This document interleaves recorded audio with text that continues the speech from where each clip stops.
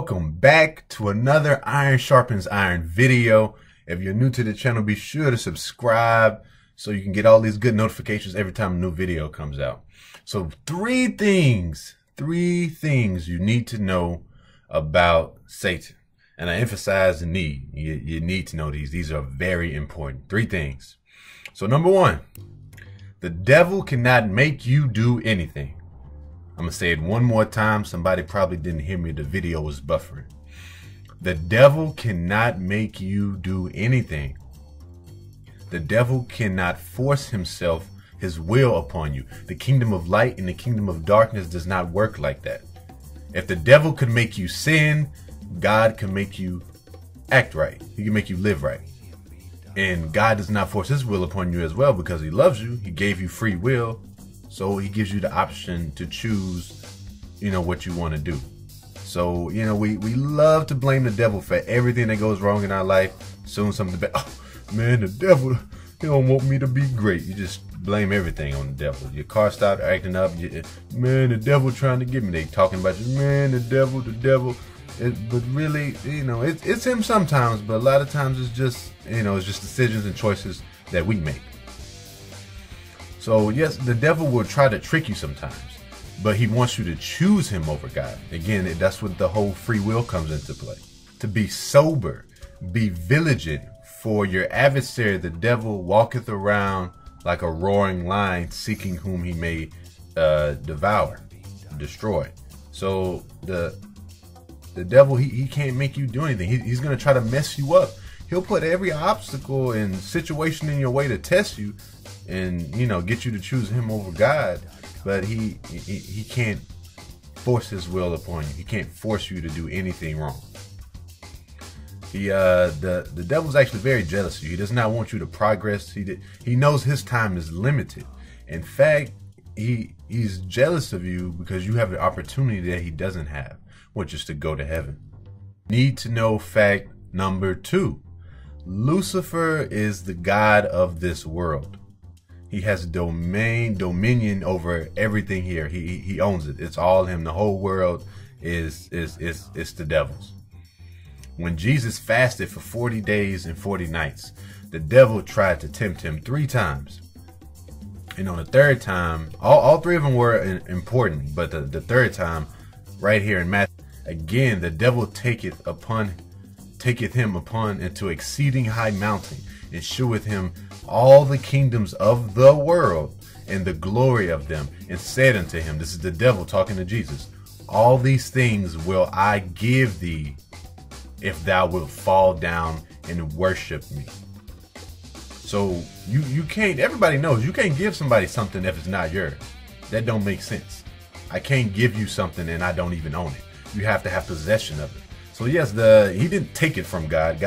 Everything that's happening on earth is under God's dominion. It's under his watch. He knows it's happening. It's not saying that he wants it to happen, but again, he's letting us exercise our free will. So he's giving us this option. God knows what the devil is doing. He sees all of it, but he's not gonna force his will upon anybody. So the devil think he's slick. He came to Jesus while he was fasting for 40 days and 40 nights, and he came at him with these temptations and these offers. And then, man, I love Jesus. He is just the best thing ever. So after the devil hit him with that, Jesus responded. This is what Jesus said when he responded. He said, "Get thee hence, Satan." I like that. Get thee hence, Satan. For it is written, thou shalt not worship the Lord, thou shalt worship the Lord thy God, and him only shalt thou serve. In other words, he was saying, let me just, rephrase it for y'all a little bit so you can understand it.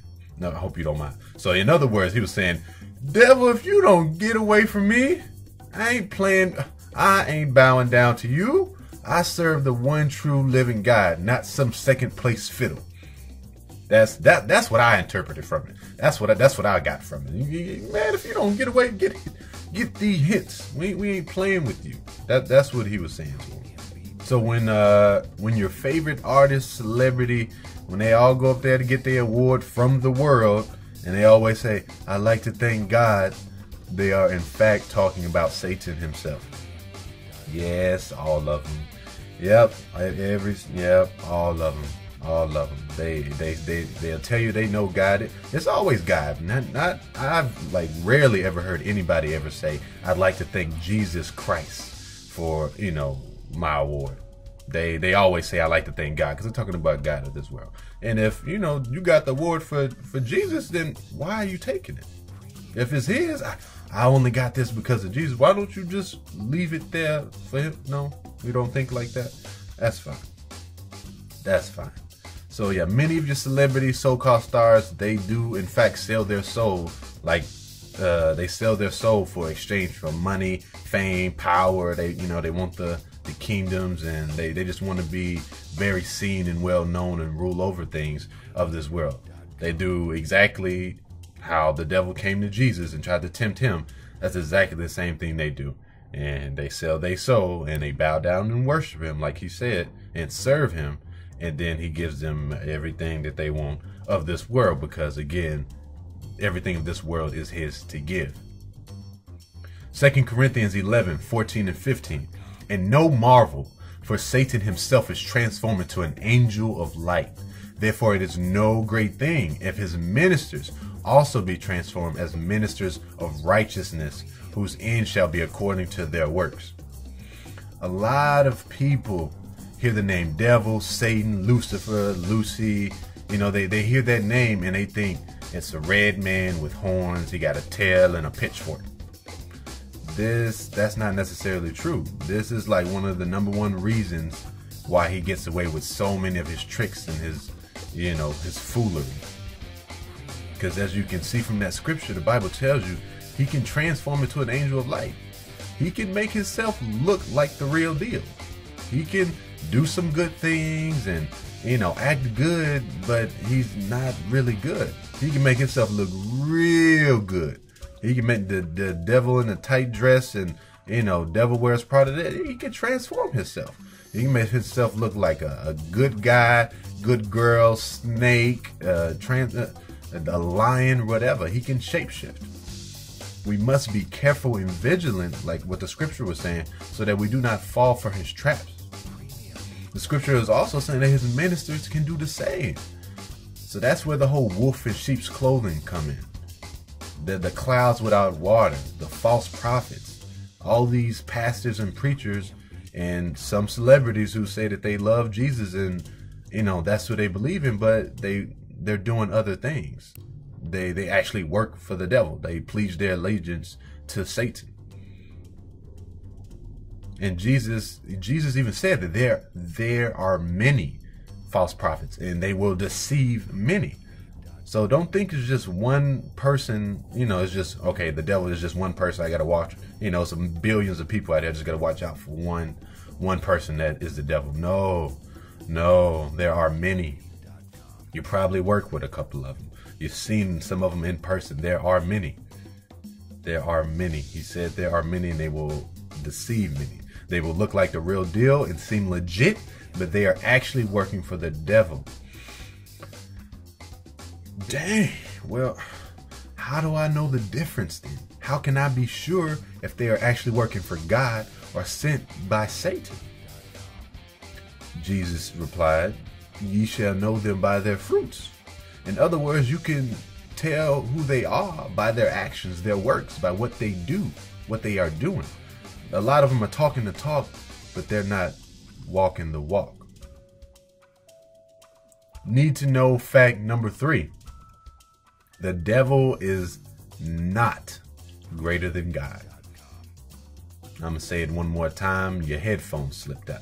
The devil is not greater than God.